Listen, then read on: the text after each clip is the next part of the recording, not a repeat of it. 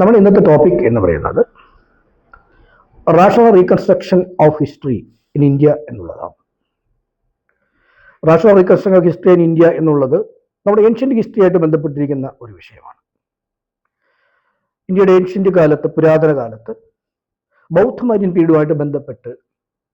ചരിത്രത്തിൻ്റെ നിർമ്മിതിയുമായിട്ട് ബന്ധപ്പെട്ട ഒരു വിഷയമാണ് നമ്മൾ ഇന്ന് ഇവിടെ ഡിസ്കസ് ചെയ്യാൻ പോകുന്നത്. അപ്പോൾ ഈ കാലത്ത് ചരിത്ര നിർമ്മിതിയായിട്ട് ബന്ധപ്പെട്ട് അല്ലെങ്കിൽ ചരിത്രത്തിൻ്റെ നിർമ്മാണവുമായിട്ട് ബന്ധപ്പെട്ട് അതിൻ്റെ ബേസിക് പ്രിൻസിപ്പിൾസ് കിടക്കുന്നത് ശരിക്കും ബൗദ്ധ ദർശനത്തിലും, അതായത് ശ്രീബുദ്ധൻ്റെ ദർശനത്തിലും പിന്നീട് വന്നിരിക്കുന്ന മറ്റ് ബൗദ്ധന്മാരുടെ ചിന്തകളെയും അടിസ്ഥാനപ്പെടുത്തിയാണ് ഈ കാലത്തിൻ്റെ ചരിത്ര നിർമ്മിതിയുമായിട്ട് ബന്ധപ്പെട്ട അടിസ്ഥാന തത്വങ്ങളും കാഴ്ചപ്പാടുകളും ദർശനങ്ങളും കിടക്കുന്നത്. പിന്നീട് ബുദ്ധന് ശേഷം പിന്നീട് പല പല കാലഘട്ടങ്ങളായിട്ട് BC 400-കളിലും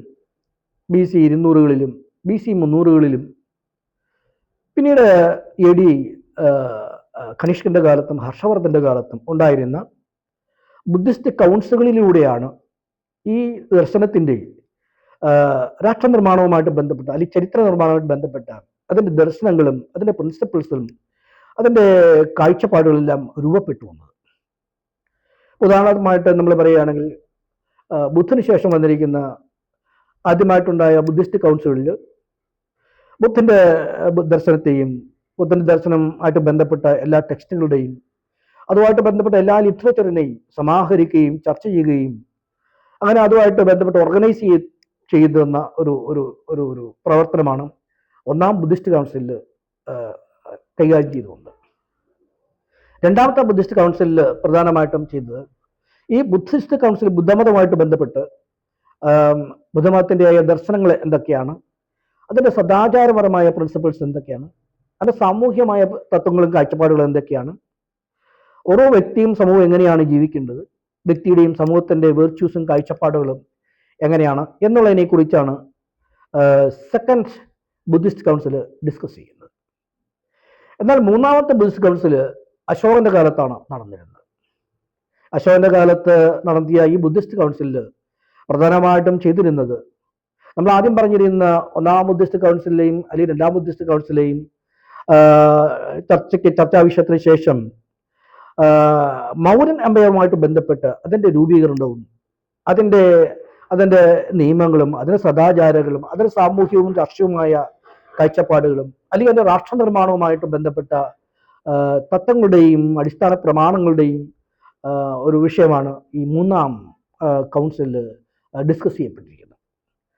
നാലാം കൗൺസിൽ പിന്നെ കനിഷ്കന്റെ കാലത്താണ് നടന്നത്. അഞ്ചാമത്തെ കൗൺസിൽ ഹർഷവർദ്ധന്റെ കാലത്താണ് നടന്നത്. പിന്നീട് ഒരു കൗൺസിൽ നടന്നു, അത് ബർമയിൽ വെച്ചാണ് നടന്നത്. ഈ കൗൺസിലുകളിൽ അശോകന്റെ കാലത്താണ് ശരിയായിട്ട് രാഷ്ട്ര നിർമ്മാണവുമായിട്ട് ബന്ധപ്പെട്ട ചർച്ചകൾ ബുദ്ധിസ്റ്റ് കൗൺസിലിൽ രൂപപ്പെടുന്നതും രാഷ്ട്രവുമായിട്ട് ബന്ധപ്പെട്ട അതിൻ്റെ സൈദ്ധാന്തികമായ കാഴ്ചപ്പാടുകളെയും അതിൻ്റെ തത്വപരമായിട്ടുള്ള കാഴ്ചപ്പാടുകളെയും അതിൽ രാഷ്ട്ര നിർമ്മാണവുമായിട്ട് ബന്ധപ്പെട്ട രാഷ്ട്രത്തിൻ്റെ സെക്യൂരിറ്റി, അതിൻ്റെ ഡിഫൻസ്, അതിൽ രാഷ്ട്രത്തിനകത്ത്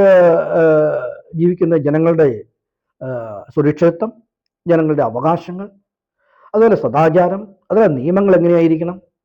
എന്ന് വേണ്ട സാമൂഹിക രാഷ്ട്രപരമായ രാഷ്ട്ര നിർമ്മാണവുമായിട്ട് ബന്ധപ്പെട്ട എല്ലാ രീതിയിലുള്ള പ്രിൻസിപ്പിൾസിനെ കുറിച്ചും സിദ്ധാന്തങ്ങളെക്കുറിച്ചും നിയമാവലികളെക്കുറിച്ചെല്ലാം ചർച്ച ചെയ്ത് രൂപപ്പെടുത്തുന്നത് അശോകന്റെ കാലത്ത് അശോകന്റെ നേതൃത്വത്തിലുണ്ടായ ബുദ്ധിസ്റ്റ് കൗൺസിലാണ്. നമ്മൾ ബുദ്ധിസ്റ്റ് കൗൺസിലെ കുറിച്ച് പറയുമ്പോൾ ഇതിൽ ആദ്യത്തെ ഒന്നാം ബുദ്ധിസ്റ്റ് കൗൺസിലും രണ്ടാം ബുദ്ധിസ്റ്റ് കൗൺസിലും പ്രധാനമായിട്ടും ബുദ്ധമതത്തിൻ്റെ ലിറ്ററേച്ചറിനെ കുറിച്ചും അതിൻ്റെ തത്വങ്ങളെക്കുറിച്ചും സദാചാരത്തെക്കുറിച്ചുമാണ് സംസാരിച്ചു. എന്നാൽ അശോകന്റെ കാലത്ത് രൂപീകരിച്ച ബുദ്ധിസ്റ്റ് കൗൺസിൽ പ്രധാനമായിട്ടും മതത്തിൻ്റെതായിട്ടുള്ള ചട്ടക്കൂടും കാഴ്ചപ്പാടും അതിർത്തിക്ക് അപ്പുറത്ത് കിടന്നിട്ട് ജനങ്ങളുടെ പ്രശ്നവുമായിട്ട് ബന്ധപ്പെട്ട് സംസാരിക്കുന്നതിലേക്കും ജനങ്ങളുടെ പ്രശ്നങ്ങൾ, രാജ്യത്തിൻ്റെ പ്രശ്നങ്ങൾ, മറ്റ് പ്രശ്നങ്ങളിലേക്ക് ചർച്ച ചെയ്യുന്നതിലേക്ക് ബുദ്ധിസ്റ്റ് കൗൺസിൽ നീങ്ങുകയും അങ്ങനെ രാജ്യത്തിൻ്റെ പൊതുവായ കാര്യങ്ങളിലേക്കും ക്ഷേമങ്ങളിലേക്കും ജനങ്ങളുടെ ഹാപ്പിനെസ്സിലേക്കും ഇങ്ങനെയുള്ള വിഷയങ്ങളിലേക്ക് ചർച്ച ചെയ്യുന്നതിലേക്ക് ബുദ്ധിസ്റ്റ് കൗൺസിൽ നീങ്ങുന്നതായിട്ട് നമുക്ക് കാണാൻ പറ്റും. ഈ മൂന്നാം ബുദ്ധിസ്റ്റ് കൗൺസിലോടുകൂടി ഈ കൗൺസിൽ ഒരു ഡിസ്കോഴ്സ് കമ്മ്യൂണിറ്റി ആയിട്ട് മാറുന്നതായിട്ട് നമുക്ക് കാണാം. ഉദാഹരണത്തിന് നമുക്ക് മോഡേൺ ജർമ്മൻ തത്വചിന്തകനായ ഹെബർമാസ് പറയുന്നത് പോലെ ഒരു ഡിസ്കോഴ്സ് കമ്മ്യൂണിറ്റി എന്ന് പറഞ്ഞാൽ ഒരു ഒരു ഒരു ഡെമോക്രാറ്റിക് ഫോമിലുള്ള ഒരു ഡെമോക്രാറ്റിക് മെത്തേഡിലുള്ള ജനങ്ങളുടെ പാർട്ടിസിപ്പേഷനോടുകൂടിയ അവരെ ഷെയറോടുകൂടി ജനങ്ങളുടേതായിട്ടുള്ള എല്ലാ പ്രശ്നങ്ങളും, സാമൂഹിക പ്രശ്നങ്ങൾ, രാഷ്ട്രീയമായ പ്രശ്നങ്ങൾ, സാമ്പത്തികമായ പ്രശ്നങ്ങൾ, സദാചാരമായ പ്രശ്നങ്ങൾ, രാഷ്ട്രീയപരമായ പ്രശ്നങ്ങൾ, ഇങ്ങനെ എല്ലാ പ്രശ്നങ്ങളെയും ചർച്ച ചെയ്ത്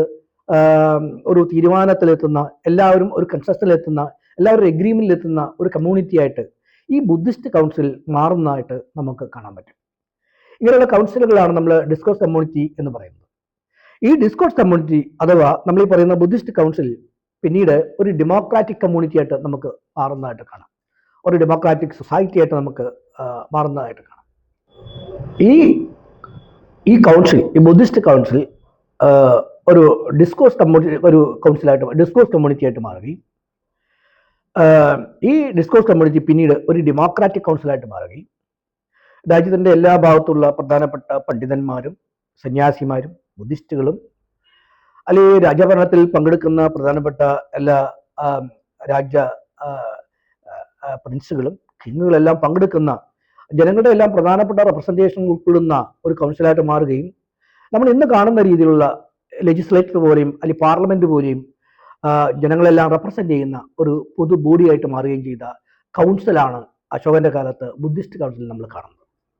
അങ്ങനെ ഈ ബുദ്ധിസ്റ്റ് കൗൺസിൽ ഡെമോക്രാറ്റിക് കൗൺസിലായിട്ട് മാറുകയും ആ ഡെമോക്രാറ്റിക് കൗൺസിലിൽ എന്താണ് നമ്മുടെ ഈ രാജ്യത്തെ ബാധിക്കുന്ന, അല്ലെങ്കിൽ അന്നത്തെ കാലത്ത് ജനങ്ങളെ ബാധിക്കുന്ന, അവരെ ബാധിക്കുന്ന എല്ലാ വിഷയങ്ങളും ചർച്ച ചെയ്ത് അവർ പല പല രീതിയിലുള്ള എഗ്രിമെന്റുകളും കൺസെൻസിലെത്തുകയും അതിലൂടെ രാജ്യത്തിന്റെ ക്ഷേമപ്രവർത്തനങ്ങളിലേക്കും ജനങ്ങളുടെ അവകാശങ്ങൾ സംരക്ഷിക്കുന്നതിലേക്കും ജനങ്ങളുടെ ഹാപ്പിനെസ് മെയിൻറ്റെയിൻ ചെയ്യുന്നതിലേക്കും രാജ്യരക്ഷയിലേക്കും വേണ്ടിയിരിക്കുന്ന എല്ലാ രീതിയിലുള്ള തത്വങ്ങളെയും സിദ്ധാന്തങ്ങളെയും കാഴ്ചപ്പാടുകളെയും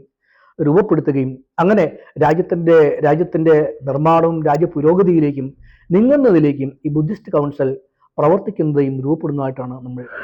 അങ്ങനെ ഈ ബുദ്ധിസ്റ്റ് കൗൺസിൽ ഒരു ഡിസ്കോഴ്സ് ഡെമോക്രാറ്റിക് ബോഡിയായിട്ട് മാറുകയും ജനങ്ങളുടെയും രാജ്യത്തിൻ്റെയും ബേസിക് ആയിട്ടുള്ള വിഷയങ്ങളെ ചർച്ച ചെയ്ത് ജനങ്ങളുടെ അവകാശങ്ങൾ എന്താണെന്ന് തിരിച്ചറിഞ്ഞ് ചർച്ച ചെയ്ത് അതിനെ ഉറപ്പിക്കുകയും സമൂഹത്തിൻ്റെയും രാഷ്ട്രത്തിൻ്റെയും കെട്ടുറപ്പിന് വേണ്ടിയുള്ള തത്വങ്ങളെയും അതുപോലെ സിദ്ധാന്തങ്ങളെയും കാഴ്ചപ്പാടുകളെയും ചർച്ച ചെയ്ത് ഉറപ്പിക്കുകയും രാജ്യരക്ഷയെക്കുറിച്ചും രാജ്യത്തിൻ്റെ സെക്യൂരിറ്റിയെക്കുറിച്ചും രാജ്യത്തിൻ്റെ ഡിഫൻസിനെ കുറിച്ചും ചർച്ച ചെയ്ത് അല്ലെങ്കിൽ ഫോം ചെയ്ത് ഉറപ്പിക്കുകയും ചെയ്തത് ഈ പറയുന്ന ബുദ്ധിസ്റ്റ് കൗൺസിലായിരിക്കുന്ന ഡിസ്കോഴ്സ് ഡെമോക്രാറ്റിക് ബോഡി. ഈ പറയുന്ന കൗൺസിലായിരിക്കുന്ന ഈ പറയുന്ന ഡെമോക്രാറ്റിക് ബോഡിയിലൂടെ ജനങ്ങളുടെയും രാജ്യത്തിൻ്റെയും ഡെവലപ്മെന്റിനും ഉറപ്പിനും അഖണ്ഡതയ്ക്കും വേണ്ടിയിട്ട് സമൂഹത്തിൻ്റെ അടിത്തട്ട് മുതൽ രാജ്യത്തിൻ്റെ ഉയർന്ന സംവിധാനം വരെയുള്ള കാര്യങ്ങളെക്കുറിച്ച് ചർച്ച ചെയ്ത് അതിൻ്റെ പ്രിൻസിപ്പിൾ ബേസിൽ അതിൻ്റെ തത്വങ്ങളെയും അല്ലെങ്കിൽ സിദ്ധാന്തങ്ങളെയും പറഞ്ഞ് ഉറപ്പിച്ചു പോകുന്ന ഒരു മെത്തേഡ് നമുക്ക് ഇതിൽ കാണാം. മറ്റൊരു രീതി പറഞ്ഞാൽ നമ്മൾ ഈ കൗൺസിലിലൂടെ ഈ ഡെമോക്രാറ്റിക് ബോഡിയിലെ രൂപപ്പെടുത്തി എടുക്കുന്ന തത്വങ്ങളും സിദ്ധാന്തങ്ങളും കാഴ്ചപ്പാടും അതിൻ്റെ സ്വീകാര്യതയും അതിൻ്റെ വാലിഡിറ്റിയും കൂടി കൊള്ളുന്നത് ഈ ഡെമോക്രാറ്റിക് ഡിസ്കോഴ്സ് റാഷണാലിറ്റിയിലാണ്. എന്ന് പറഞ്ഞാൽ ഈ കൗൺസിലിൽ പങ്കെടുക്കുന്ന രാജ്യത്തിൻ്റെ എല്ലാ മേഖലകളിൽ നിന്നും വന്ന് പങ്കെടുക്കുന്നവരുടെ പാർട്ടിസിപ്പേറ്ററി ആയിട്ടുള്ള തീരുമാനങ്ങളിൽ നിന്നും ഡിസ്കോഴ്സിൽ നിന്നും ചർച്ചകളിൽ നിന്നും ഷെയറിൽ നിന്നാണ് ഇതുമായിട്ട് ബന്ധപ്പെട്ട എല്ലാ കാര്യങ്ങളുടെയും വാലിഡിറ്റിയും അക്സെപ്റ്റബിലിറ്റിയും കുറിച്ച് സമൂഹത്തിൻ്റെ ഏറ്റവും താഴെത്തടയുള്ള മനുഷ്യൻ്റെ ജീവിത രീതി എങ്ങനെയാണെന്നുള്ളത് വ്യക്തമായിട്ട് പറയുന്നുണ്ട്. ഒന്ന്, സമൂഹത്തിനകത്തുള്ള വ്യക്തികളെല്ലാം എപ്പോഴും സദാചാര നിരതരായിരിക്കണം എന്നുള്ളതാണ് ഒന്ന്. വ്യക്തിയും തമ്മിലുള്ള ബന്ധങ്ങൾ, വ്യക്തിയും സമൂഹവും തമ്മിലുള്ള ബന്ധങ്ങൾ എപ്പോഴും സദാചാര നിരതരും മോറലായിരിക്കണം എന്നുള്ളതാണ്. അതുപോലെ എല്ലാവർക്കും പ്രദാനം ചെയ്യുന്ന ചില വിഷയങ്ങൾ എന്നുണ്ടെങ്കിൽ സമൂഹത്തിൽ എല്ലാവരും ഇക്വാളിറ്റി എന്ന് പറയുന്ന തത്വം മെയിൻറ്റെയിൻ ചെയ്ത് ജീവിക്കണം എന്നുള്ളതാണ്. അതായത് എല്ലാ വ്യക്തികളും ഈക്വലായിട്ട് കൺസിഡർ ചെയ്യണം എന്നുള്ളതാണ്. അതുപോലെ വ്യക്തികളും പരസ്പരം സഹോദര്യം പുലർത്തണം എന്നുള്ളതാണ്. ഫ്രാറ്റേണിറ്റി അല്ലെങ്കിൽ ബ്രദർഹുഡ് പുലർത്തുക എന്നുള്ളതാണ്. ഈക്വാലിറ്റിയും ഈ ബ്രദർഹുഡും ഒരു യൂണിവേഴ്സൽ പ്രിൻസിപ്പിൾസ് ആയിട്ടാണ് ഈ ബുദ്ധിസ്റ്റ് കൗൺസിൽ സമൂഹത്തിനകത്ത് ചർച്ച ചെയ്ത് തീരുമാനിച്ചിട്ടുള്ളത്. മറ്റൊരു കാര്യം എന്നുണ്ടെങ്കിൽ ഇതിനപ്പുറത്തായിട്ട് എല്ലാ വ്യക്തികൾക്കും സ്വതന്ത്രമായിട്ട് ചിന്തിക്കുന്നതിനും സംസാരിക്കുന്നതിനും അല്ലെങ്കിൽ ഉള്ള അഭിപ്രായങ്ങൾ വേണ്ട രീതിയിൽ പ്രകടിപ്പിക്കുന്നതിനും അല്ലെങ്കിൽ വേണ്ട രീതിയിൽ കമ്മ്യൂണിക്കേഷൻ ഏർപ്പെടുന്നതിനും ചർച്ചയിൽ ഏർപ്പെടുന്നതിനും അത് സമൂഹമായിട്ട് ബന്ധപ്പെടുന്നതിനുള്ള സ്വാതന്ത്ര്യം എല്ലാവർക്കും ഉണ്ടായിരിക്കും എന്നുള്ളതാണ്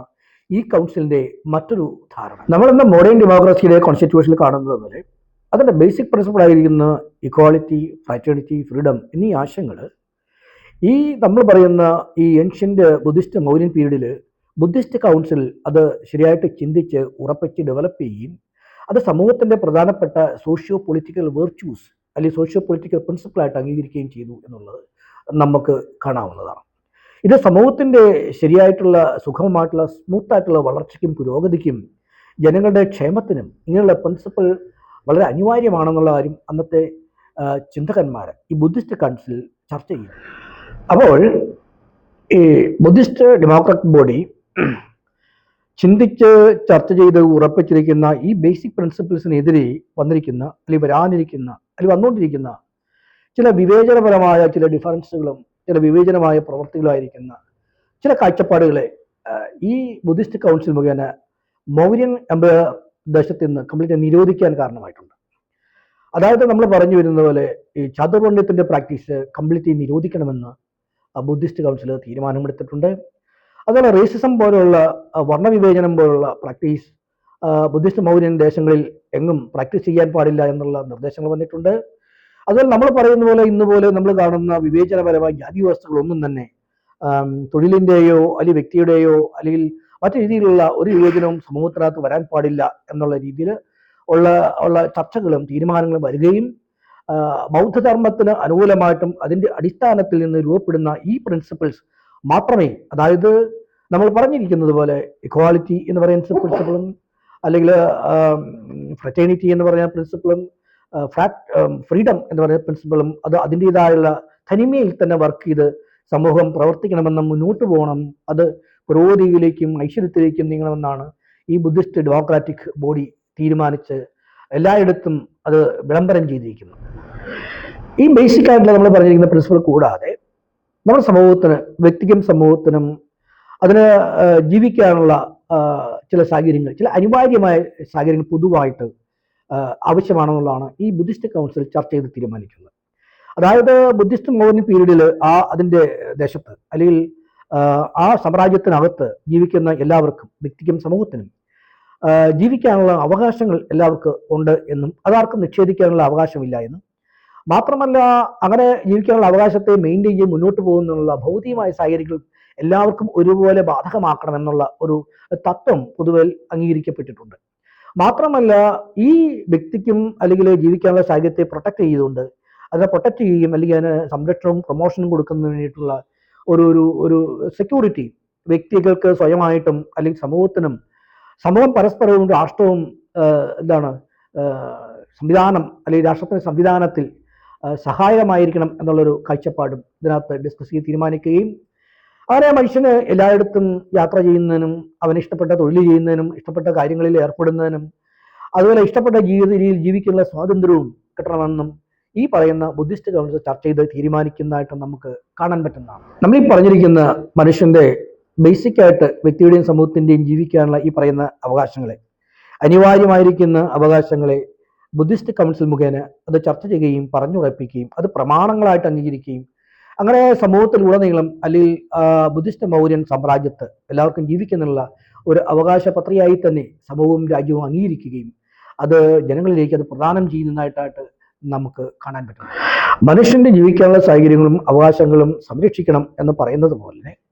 മനുഷ്യനെ പോലെ തന്നെ അവൻ്റെ ചുറ്റുപാടുകളിൽ, അതിൻ്റെ പ്രകൃതിയുടെ മറ്റു തലങ്ങളിൽ എല്ലാം ജീവിക്കുന്ന മറ്റ് മൃഗങ്ങൾക്കും അതുപോലെ പക്ഷികൾക്കും അല്ലെങ്കിൽ മറ്റ് സസ്യലതാദികൾക്കെല്ലാം അവർക്ക് അവരുടേതായിട്ടുള്ള ജീവിതമുണ്ടെന്നും ആ ജീവിക്കാനുള്ള അവകാശം നമ്മൾ നൽകണമെന്നും ആ അവകാശങ്ങളെ നമ്മൾ പരിരക്ഷിച്ച് നൽകണം എന്നുള്ള ആശയങ്ങളും അതിന്മേലുള്ള ചർച്ചകളും അതിന്മേലുള്ള നിയമങ്ങളും ഇക്കാലത്ത് ഈ ബുദ്ധിസ്റ്റ് മൗര്യൻ പീരീഡിൽ ബുദ്ധിസ്റ്റ് കൗൺസിലുകൾ ചർച്ച ചെയ്ത് തീരുമാനിക്കുകയും അതും മനുഷ്യനെ പോലെ തന്നെ അവയെ സംരക്ഷിക്കുന്നുള്ള നിയമങ്ങളും റൂൾസുകളും കണ്ടീഷൻസും റെഗുലേഷനും എല്ലാം ചർച്ച ചെയ്ത് തീരുമാനിക്കുകയും അത് നിയമാവലിയാക്കി മാറ്റുകയും ഈ കാലത്ത് നടന്ന ഒരു പ്രവർത്തനമാണ്. അങ്ങനെ പ്രകൃതിയിൽ നമ്മൾ കാണുന്ന സമഗ്രമായിട്ടുള്ള ദർശനത്തോടുകൂടിയ, അതായത് മനുഷ്യനോടൊപ്പം മൃഗങ്ങളും പക്ഷികളും അതോടൊപ്പം തന്നെ നമ്മൾ കാണുന്ന സസ്യലതാദികളും പ്രകൃതി മൊത്തത്തിലും അവയുടെ സന്തുലനാവസ്ഥ നമ്മൾ സംരക്ഷിച്ചുകൊണ്ട് വളരെ ശക്തമായി എൻവയോൺമെന്റൽ ഫിലോസഫിയും ഇക്കോളജിക്കൽ ഫിലോസഫിയും അങ്ങനെ ഇതെല്ലാത്തിനെയും പരസ്പരം കോർത്തിണക്കി മുന്നോട്ട് പോകുന്ന ഒരു നെറ്റ്വർക്ക് സംവിധാനത്തിലുള്ള ദർശനം, ഒരു ഹോളിസ്റ്റിക്, ഒരു ഇൻ്റഗ്രേഷൻ ഫിലോസഫി നമുക്ക് ഭംഗിയായിട്ട് ഈ ബുദ്ധിസ്റ്റ് മൗര്യൻ പീരീഡിൽ അവർ ഡെവലപ്പ് ചെയ്യും, അതനുസരിച്ച് പ്രവർത്തിച്ചു വരുന്നതായിട്ടും നമുക്ക് കാണാവുന്നതാണ്. അങ്ങനെ ബൗദ്ധ മൗര്യൻ പീരീഡ് കാലത്ത് ബുദ്ധിസ്റ്റ് എംപയർ ദേശങ്ങളിലെല്ലാം നമ്മൾ ഈ പറഞ്ഞിരിക്കുന്ന ബേസിക് ആയിട്ടുള്ള പ്രിൻസിപ്പിൾസും മനുഷ്യൻ്റെ അവകാശങ്ങളും അതുപോലെ കൾച്ചറൽ ആൻഡ് എൻവയോൺമെൻ്റൽ ആയിട്ടുള്ള അതുപോലെ ഇക്കോളജിക്കലായിട്ടുള്ള അല്ലെങ്കിൽ ഹോളിസ്റ്റിക് ആയിട്ടുള്ള ഫിലോസഫികളെല്ലാം ജനങ്ങൾ പഠിച്ചും ജനങ്ങളിലെ സംസ്കാരത്തിലേക്ക് ലയിപ്പിച്ചും ജനങ്ങളെല്ലാം വ്യക്തിയും സമൂഹവും രാഷ്ട്രവും പരസ്പരം ഒരു കൊഹിയറൻ്റായിട്ട് പരസ്പരം ഒരു ഹാർമണിയോടുകൂടി ജീവിക്കണം എന്നുള്ള ഒരു കാഴ്ചപ്പാടാണ് അശോകൻ്റെ കാലത്ത് പ്രത്യേക ബുദ്ധിസ്റ്റ് മൗര്യൻ പീരീഡിലുടനീളം ഈ ബുദ്ധിസ്റ്റ് കൗൺസിൽ ചർച്ച ചെയ്ത് മുന്നോട്ട് വച്ചിരിക്കുന്ന ഏറ്റവും ബൃഹത്തായ, ഏറ്റവും കുലീനമായ, ഉദാത്തമായ ഫിലോസഫി. നമ്മൾ മേൽ പറഞ്ഞിരിക്കുന്ന ഈ ബുദ്ധിസ്റ്റ് കൗൺസിലിൽ ചർച്ച ചെയ്ത് തീരുമാനിച്ച് ഉറപ്പിച്ചിരിക്കുന്ന അടിസ്ഥാന തത്വങ്ങളുടെയും അല്ലെങ്കിൽ മനുഷ്യൻ്റെ അവകാശങ്ങളുടെയും അല്ലെങ്കിൽ സിദ്ധാന്തങ്ങളുടെ അടിസ്ഥാനത്തിൽ വളരെ കൊഹിയറൻ്റ് ആയിട്ടുള്ള, വളരെ ഹോളിസ്റ്റിക് ആയിട്ടുള്ള, വളരെ ഇൻ്റഗ്രേറ്റഡ് ആയിട്ടുള്ള ഒരു ഹാർമണിയസ് ആയിട്ടുള്ള ഒരു സമൂഹത്തെ ക്രിയേറ്റ് ചെയ്യുക എന്നുള്ളതാണ് ഈ ബുദ്ധിസ്റ്റ് കൗൺസിലിലൂടെ ബൗദ്ധമൗര്യൻ പീരീഡ് കാലത്ത് മൗര്യന്മാർ ഉദ്ദേശിക്കുകയും രൂപപ്പെടുത്തുകയും ചെയ്തു. അങ്ങനെ ഒരു ഹാർമണിസോടുകൂടിയുള്ള ഒരു സോഷ്യലിസ്റ്റ് പാറ്റേണോടുകൂടിയ ഒരു ഓപ്പൺ, ഒരു റിപ്പബ്ലിക്കൻ മോഡലുള്ള ഒരു സൊസൈറ്റിയുടെ സങ്കല്പമാണ് ഈ ബൗദ്ധ മൗര്യൻ പീരീഡിൽ അശോകൻ്റെ നേതൃത്വത്തിലും കൗൺസിലും ചർച്ച ചെയ്ത് രൂപപ്പെടുത്തി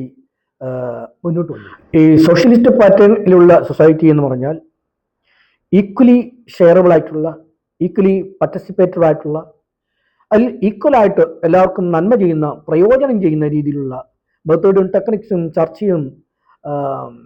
തീരുമാനിച്ചുറപ്പിച്ചിരിക്കുന്ന ഒരു സോഷ്യൽ സങ്കല്പമാണ് ഇത്. ബുദ്ധിസ്റ്റ് മൗര്യൻ പീരീഡ് എല്ലായിടത്തും, ബുദ്ധിസ്റ്റ് സാമ്രാജ്യത്തിൽ എല്ലായിടത്തും നിലവിൽ വരണമെന്നും അതിൻ്റെ പ്രയോജനം ജനങ്ങൾക്ക് എല്ലാവർക്കും കിട്ടണമെന്നും ഉള്ള സങ്കല്പത്തോടുകൂടി ചർച്ച ചെയ്യുകയും തീരുമാനിക്കുകയും അത് പ്രയോജനത്തിൽ വരുത്തുകയും ചെയ്യുക എന്നുള്ളതാണ് ബുദ്ധിസ്റ്റ് കൗൺസിൽ തീരുമാനിച്ച് ഉറപ്പിച്ചിട്ടുള്ളത്. ഈ സമൂഹത്തിൻ്റെ ഈ ഹാർമണിയസ് ആയിട്ടുള്ള അല്ലെങ്കിൽ ഈ സോഷ്യലിസ്റ്റ് പാറ്റേണിലുള്ള ഈ സൊസൈറ്റിയുടെ സങ്കല്പം എല്ലാ രീതിയിലും, സമൂഹത്തിലെ എല്ലാ രീതിയിലുള്ള എല്ലാ കാര്യങ്ങളും, ഇപ്പം ബേസിക് പ്രിൻസിപ്പിൾസിൻ്റെ കാര്യത്തിലാണെങ്കിലും അവകാശത്തിൻ്റെ കാര്യത്തിലാണെങ്കിലും അല്ലെങ്കിൽ സമൂഹത്തിൻ്റെയും രാഷ്ട്രത്തിൻ്റെയും ഏതിലുള്ള നന്മയുടെ കാര്യത്തിലാണെങ്കിലും വ്യക്തിക്കും സമൂഹത്തിനും രാഷ്ട്രത്തിനും എല്ലാവർക്കും ഒരുപോലെ നീതി കിട്ടണം, അല്ലെങ്കിൽ ഒരുപോലെ ജസ്റ്റിസ് പ്രദാനം ചെയ്യണം എന്നുള്ള ബൗദ്ധ സംസ്കാരത്തിൻ്റെ, ബൗദ്ധ ദർശനത്തിൻ്റെ ധർമ്മസങ്കല്പത്തിൻ്റെ അടിസ്ഥാനത്തിലാണ് ഈ സമൂഹത്തെ രൂപപ്പെടുത്തുകയും അതിൻ്റെ ദർശനം രൂപപ്പെടുത്തുകയും ചെയ്തിരിക്കുന്നത്. അപ്പോൾ ഈ സോഷ്യലിസ്റ്റ് പാറ്റേൺ അടിസ്ഥാനമാക്കിയുള്ള റിപ്പബ്ലിക്കൻ മോഡലുള്ള സാമൂഹികമായ ദർശനത്തിൻ്റെ അടിസ്ഥാനത്തിലും അതേപോലെ തന്നെ ബൗദ്ധസങ്കല്പത്തിൻ്റെ അടിസ്ഥാനത്തിലുള്ള ധർമ്മസങ്കല്പത്തിൻ്റെ അടിസ്ഥാനത്തിലും ഊന്നിക്കൊണ്ട് ഭാരതത്തിലെ അല്ലെങ്കിൽ ബൗദ്ധ മൗര്യൻ പീരീഡ് കാലത്തുള്ള ജനങ്ങളെ, വ്യക്തിയെയും സമൂഹത്തെയും രാഷ്ട്രത്തെയും ഒരു ഉയർന്ന എൻലൈറ്റ്മെൻറ്റിലേക്ക്, വളരെ സസ്റ്റൈനബിളുള്ള, സ്ട്രോങ് ആയിട്ടുള്ള, സമഗ്രമായിട്ടുള്ള ഒരു എൻലൈറ്റ്മെൻറ്റിലേക്ക് ഉയർത്തുക എന്നുള്ളതാണ് ഈ ബുദ്ധിസ്റ്റ് മൗര്യൻ പീരീഡിലെ ഈ കൗൺസിലുകളുടെ എല്ലാവരെയും അവർ ചെയ്തിരുന്ന ധർമ്മം എന്ന് പറയുന്നത്. അവർ ചർച്ച ചെയ്തതും അവർ ഡിസ്കസ് ചെയ്തതും അവരുടെ ഷെയറിങ്ങിലൂടെയും പാർട്ടിസിപ്പേഷനിലും ഡിസ്കസ് ചെയ്ത് അവർ ക്രിയേറ്റ് ചെയ്തിരിക്കുന്ന ഈ ഡിസ്കോഴ്സ് ആയിട്ടുള്ള ധർമ്മം, അല്ലെങ്കിൽ ഈ ഡെമോക്രാറ്റിക് ഡിസ്കഷനിലൂടെ അവർ ഡെവലപ്പ് ചെയ്തിരിക്കുന്ന റാഷണൽ ഡിസ്കോഴ്സ്, അല്ലെങ്കിൽ ഡെമോക്രാറ്റിക് ഡിസ്കോഴ്സിലൂടെ അവർ ക്രിയേറ്റ് ചെയ്തിരിക്കുന്ന സങ്കല്പം എന്ന് പറഞ്ഞാൽ ഇന്ത്യയെ മൊത്തത്തിൽ മൗര്യൻ പീരീഡിൽ ഒരു സമഗ്രമായ, ഒരു ശരിയായ സമൂഹത്തിലേക്കും ഒരു ധർമ്മസങ്കല്പത്തിലേക്കും ഒരു സമഗ്രമായ എൻലൈറ്റ്മെൻറ്റിലേക്ക്, ഒരു സോഷ്യോ പൊളിറ്റിക്കൽ എൻലൈറ്റ്മെൻറ്റിലേക്ക് ഉയർത്തുക എന്നുള്ളതാണ് ഈ ബുദ്ധിസ്റ്റ് കൗൺസിലിൻ്റെ ശരിയായ ധർമ്മവും ലക്ഷ്യങ്ങളും. നമ്മൾ നേരത്തെ പറഞ്ഞിരിക്കുന്ന ഈ ബുദ്ധിസ്റ്റ് കൗൺസിലിൻ്റെ റിപ്പബ്ലിക്കൻ ബോഡിയിലൂടെ അല്ലെങ്കിൽ ഡെമോക്രാറ്റിക് ബോഡിയിലൂടെ ചർച്ച ചെയ്ത് ഡെവലപ്പ് ചെയ്ത് രൂപീകരിച്ച വളരെ ഹാർമണിയോടുകൂടിയ സോഷ്യലിസ്റ്റ് പാറ്റേണോട് റിപ്പബ്ലിക്കൻ സൊസൈറ്റിയുടെ സങ്കല്പത്തിലൂടെയും അതുപോലെ തന്നെ ബൗദ്ധധർമ്മത്തിൻ്റെ അടിസ്ഥാനത്തിൽ ഊന്നി ഡെവലപ്പ് ചെയ്തിരിക്കുന്ന ധർമ്മസങ്കല്പത്തിൻ്റെയും അടിസ്ഥാനത്തിൽ ഇന്ത്യയിലെ വ്യക്തിയെയും സമൂഹത്തെയും രാജ്യത്തെയും ഒരു ഉയർന്ന സംവിധാനത്തിലുള്ള, വളരെ സസ്റ്റൈനബിൾ ആയിട്ടുള്ള, വളരെ പെർഫെക്റ്റ് ആയിട്ടുള്ള ഒരു സോഷ്യോ പൊളിറ്റിക്കൽ എൻലൈറ്റ്മെൻറ്റിലേക്ക് നയിക്കുക അല്ലെങ്കിൽ എത്തിച്ചേരുക എന്നുള്ളതാണ് അശോകനും ഈ ബുദ്ധിസ്റ്റ് കൗൺസിലും ചെയ്ത ഏറ്റവും വലിയ മഹത്തരമായ ധർമ്മം. അങ്ങനെ ഏൻഷ്യൻ്റ് ഇന്ത്യയിൽ ബൗദ്ധമൗര്യൻ പീരീഡിൽ അശോകൻ്റെയും ബുദ്ധിസ്റ്റ് കൗൺസിലുടെയും അടിസ്ഥാനത്തിൽ ചർച്ച ചെയ്ത് രൂപപ്പെടുത്തിയിരിക്കുന്ന സമൂഹത്തിൻ്റെ സങ്കല്പത്തിൻ്റെയും ധർമ്മസങ്കല്പത്തിൻ്റെയും എൻലൈറ്റ്മെൻറ്റ് സങ്കല്പത്തിൻ്റെയും അടിസ്ഥാനത്തിൽ രൂപപ്പെടുത്തിയിരിക്കുന്ന രാഷ്ട്രീയ മീമാംസയുടെയും അല്ലെങ്കിൽ സാമൂഹ്യ തത്വശാസ്ത്രത്തിൻ്റെയും പ്രത്യശാസ്ത്രത്തിൻ്റെയും സദാചാര മീമാംസയുടെയും അടിസ്ഥാനത്തിലാണ് അശോകനും ബുദ്ധിസ്റ്റ് കൗൺസിലും ബുദ്ധിസ്റ്റ് മൗര്യൻ കാലത്ത് ഇന്ത്യ ഭരിക്കുകയും അതിൻ്റെ തത്വങ്ങളുടെയും ദർശനങ്ങളുടെയും അടിസ്ഥാനത്തിൽ ഇന്ത്യൻ ചരിത്രത്തിൻ്റെ ഏറ്റവും ഉയരങ്ങളിലേക്ക് എത്തിക്കുകയും ചെയ്തത് എന്നുള്ളതാണ് നമുക്ക് കാണാൻ പറ്റുന്ന ഏറ്റവും മഹത്തരമായ ഒരു നല്ല കാര്യം. അങ്ങനെ ഏൻഷ്യൻ്റ് ഇന്ത്യ ചരിത്രത്തിൽ പ്രതി ബുദ്ധിസ്റ്റ് മൗര്യൻ പീരീഡിൽ അശോകൻ എന്ന് പറയുന്ന ഈ ചക്രവർത്തി ഇന്ത്യയെ ഇൻറ്റേണലായിട്ട് ഇന്ത്യയുടെ ജനങ്ങളെ പുരോഗതിയിലേക്കും വികാസത്തിലേക്കും ഐശ്വര്യത്തിലേക്കും നയിക്കുകയും അതുപോലെ തന്നെ വൈദേശികമായിട്ടുള്ള ആക്രമണങ്ങളിൽ നിന്ന് ഇടപെടലിൽ നിന്നും ഇന്ത്യയെ പൂർണ്ണമായും സംരക്ഷിച്ചു നിർത്തുകയും അങ്ങനെ ഇന്ത്യ ചരിത്രത്തിൽ ഇന്ത്യയുടെ സംരക്ഷകനായിട്ടും ഒരു പിതാവ് പോലെയും നിലനിൽക്കുകയും ചെയ്യുന്ന അശോകനാണ് നമ്മുടെ ഇന്ത്യയുടെ ഏറ്റവും പ്രതീകാത്മകമായിട്ട് നമുക്ക് കാണാൻ പറ്റുന്നത്. ഇന്ത്യയുടെ ഏൻഷ്യൻ്റ് ഭരണകാലത്ത് ഇന്ത്യയുടെ ബുദ്ധിസ്റ്റ് മൗര്യൻ പീരീഡ് കാലത്ത് ഇന്ത്യ ഭരിച്ചിരുന്ന അശോകൻ ഇന്ത്യയെ ഇൻറ്റേണലായിട്ടും എക്സ്റ്റേണലായിട്ടും സംരക്ഷിച്ചു നിർത്തുകയും ഉറപ്പിച്ചു നിർത്തുകയും അത് ഇന്ത്യൻ ചരിത്രത്തിലെ ഏറ്റവും നല്ല ഭരണകാലമായിട്ട് സുവർണകാലമായിട്ട് ഇന്ത്യൻ ചരിത്രത്തിൽ അറിയപ്പെടുകയും ഇത് പിന്നീട് ഇന്ത്യൻ ചരിത്രത്തിൽ ഉടനീളം ഏകദേശം 1000 വർഷത്തോളം ശക്തമായിട്ട് സ്വാധീനം ചെലുത്തുകയും ചെയ്തതായിട്ട് നമുക്ക് കാണാൻ പറ്റും. അശോകൻ്റെ ഈ ദർശനത്തിൻ്റെയും അല്ലെങ്കിൽ അദ്ദേഹത്തിൻ്റെ ഭരണത്തെയും ഓർമ്മിപ്പിക്കുന്ന രീതിയിലാണ് നമ്മുടെ മോഡേൺ ഇന്ത്യൻ കോൺസ്റ്റിറ്റ്യൂഷൻ്റെ രൂപീകരണ വേളയിൽ കോൺസ്റ്റിറ്റ്യൂൻ്റ് അസംബ്ലിയിൽ അതിൻ്റെ സബ് കമ്മിറ്റിയിൽ അശോകൻ്റെ ദർശനത്തെയും ഭരണകാലത്തെയും അദ്ദേഹത്തിൻ്റെ ദർശനത്തെയും സ്മരിക്കുന്ന രീതിയിൽ ഇന്ത്യയുടെ ട്രഡീഷണൽ ഒഫീഷ്യൽ ഫിലോസഫിയായിട്ട് ഇന്ത്യ സ്വീകരിക്കുകയും അംഗീകരിക്കുകയും അത് ഇന്ത്യയോട് ചേർത്ത് വെച്ചിരിക്കുകയും ചെയ്യുന്നതാണ് നമുക്ക് കാണാൻ പറ്റുന്നത്.